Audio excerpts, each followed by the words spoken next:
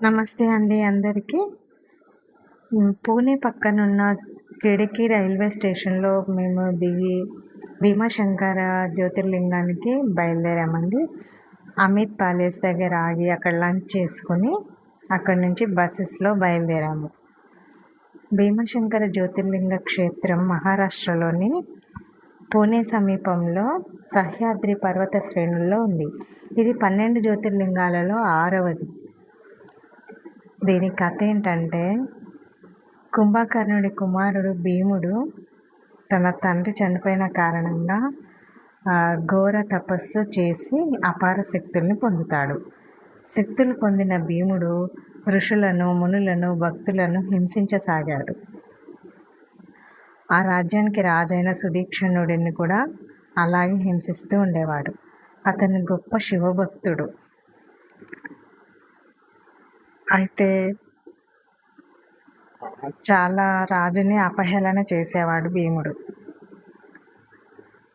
అతని బాధలు పడలేక శివునికి మొర పెట్టుకుంటాడు సుదీక్షణుడు. అయితే భీముడు వచ్చి, శివ పూజ చేస్తున్నావా, ఈ చిన్న శివలింగం నన్నేం చేస్తుంది అని కత్తితో ఒక వేటు వేస్తాడు. అప్పుడు ఆ లింగం నుంచి రౌద్ర రూపంతో పరమేశ్వరుడు వచ్చి భీముణ్ణి సంహరిస్తాడు. ఇప్పటికీ ఆ కత్తి ఘాటు ఆ లింగం పైన ఉంటుంది. భీముడితో యుద్ధం చేసి అతన్ని సంహరిస్తాడు కాబట్టి ఆ యుద్ధం జరిగిన ప్రదేశంలో శివుడు జ్యోతిర్లింగ రూపంలో వెలిసినందున ఆ స్థలాన్ని భీమాశంకర అని పిలుస్తారు. భీమాశంకర జ్యోతిర్లింగాన్ని మోటేశ్వర్ మహాదేవ్ అని కూడా పిలుస్తారు. ఎందుకంటే ఇది చాలా పెద్దగా ఉంటుంది. ఆ తర్వాత భీమా నది అండి, ఎంత అందమైన ప్రదేశమో, జీవితంలో ఒక్కసారి భీమాశంకర ఆలయం దర్శించాల్సిందేనండి. ఆ భీమా నది చుట్టుపక్కల అందాలు తప్పకుండా చూడాలి. ఆ దృశ్యాన్ని మళ్ళీ మళ్ళీ చూడాలని అనిపిస్తుంది. భీమా నది ఉద్భవం భీమాశంకర జ్యోతిర్లింగ ఆలయానికి సమీపంలో సహ్యాద్రి పర్వతాల్లో జరిగింది. ఇది వెస్టర్న్ ఘాట్స్లోని అడవుల మధ్య పుట్టి తూర్పు దిశగా ప్రవహిస్తుంది. ఆ మహాశివుడు స్వేదం నుంచి ఉద్భవించిందండి. ఎంత పవిత్రమైన నదో చూడండి. పాల నొరగల్లాగా వస్తున్నాయండి వాటర్. అక్కడ మేము బస్సులలో ఉన్నాము. బస్సుల నుంచి కిందకి దిగకుండా అక్కడే ఉండి అలాగే చూస్తూ వెళ్ళిపోయామండి. దట్టమైన అడవి, పచ్చని చెట్లు, లోయలు, నదులు. అసలు అక్కడ కూడా చిన్న చిన్న ఇళ్ళు కట్టుకొని అక్కడ ఉన్నారండి. వాళ్ళు అసలు ఎలా ఉంటున్నారో నాకు అర్థం కాలేదు. చాలా దట్టమైన అడవి ఉందండి అక్కడ.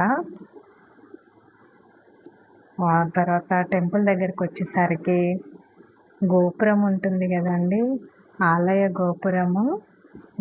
నేను లాస్ట్లో ఫొటోస్ యాడ్ చేశాను చూడండి. ఆ గుడి గోపురాన్ని చూడగానే ఏదో తెలియని అనుభూతి కలుగుతుందండి. నల్లటి రాతితో చెక్కిన ఆలయ శిఖరాన్ని చూస్తే ఎంతో భక్తిభావం కలుగుతుంది. ఈ జ్యోతిర్లింగ క్షేత్రం భూమి కంటే చాలా దిగువన ఉంటుందండి. లోయలో ఉండే అతి కొద్ది ఆలయాల్లో భీమాశంకర్ ఒకటి.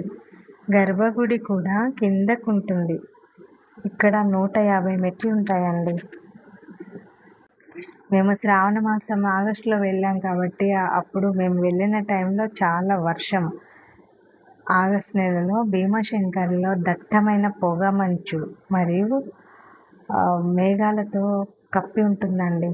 పొగ మంచు మధ్యాహ్నం నుంచి పొగ నిండుతూ ఉంటుంది. దగ్గరలో ఉన్నవి కూడా కనబడవు. ఇంకా సాయంత్రం అయ్యేసరికి చాలా ఎక్కువ పొగ వస్తుంది. అసలు ఏం కనబడదండి. చుట్టూ దట్టమైన అడవులు, జలపాతాలు, పచ్చదనంతో ప్రకృతి చాలా రమణీయంగా ఉంటుందండి. అక్కడి వెదర్ పడక బస్లో అందరికీ చాలా థ్రోట్ ఇన్ఫెక్షన్స్ వచ్చాయండి పొగ మంచు కారణంగా. అందరం కొంచెం సిక్ అయ్యాం. తర్వాత అందరం సెట్ అయిపోయాము. ఒక్కసారి